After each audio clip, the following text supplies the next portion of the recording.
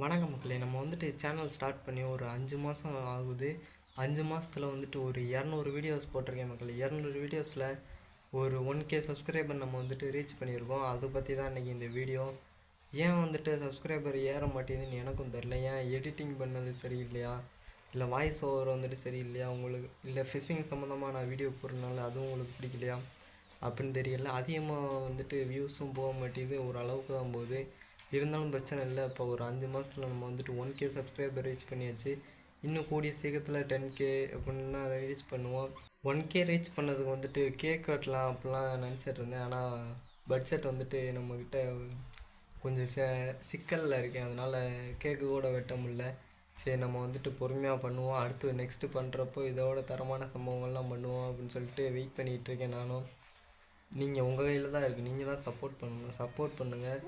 கொஞ்ச நாளில் வந்துட்டு எல்லாம் மாறிடும்னு நினைக்கிறேன். வீடியோ போட்டால் வந்துட்டு நோட்டிஃபிகேஷன் வருதா என்னன்னு தெரியல. உங்களுக்கு பெல் பட்டன் ஆனில் இருக்கான்னு பார்த்துங்க. நீங்கள் சப்ஸ்கிரைப் பண்ணி வச்சுருப்பீங்க, ஆனால் கூட இருக்க பெல் பட்டனை வந்துட்டு கிளிக் பண்ணி ஆல்ட்ரு ஆப்ஷனில் போட்டு வச்சுருக்கீங்களான்னு செக் பண்ணிக்கோங்க. பண்ணலைன்னா இப்போயே போட்டு வச்சுங்க. ஏன்னா வியூஸ் வந்துட்டு இப்போ அதிகமாக போக மாட்டேங்குது. உங்களுக்கெல்லாம் நோட்டிஃபிகேஷனில் வந்தால் தான் நீங்கள் பார்ப்பீங்க. அதனால தான் நான் சொல்கிறேன். இந்த செட்டிங்கை மட்டும் பார்த்து வச்சு உங்கள் பெல் பட்டன் ஆனில். அவ்வளோதான் மக்களே. நெக்ஸ்ட்டு வந்துட்டு 10Kல நம்ம மீட் பண்ணுவோம். அது இன்னும் ரொம்ப நாள்லாம் கிடையாது. இது போல் 5 மாதம் 10 மாதம் ஒரு வருஷம் அப்படிலாம் கிடையாது. கூடிய சீக்கிரத்தில் நம்ம 10K சப்ஸ்கிரைபரோடு மீட் பண்ணுவோம். இந்த வீடியோ பிடிச்சிருந்தா ஒரு லைக் பண்ணிடுங்க.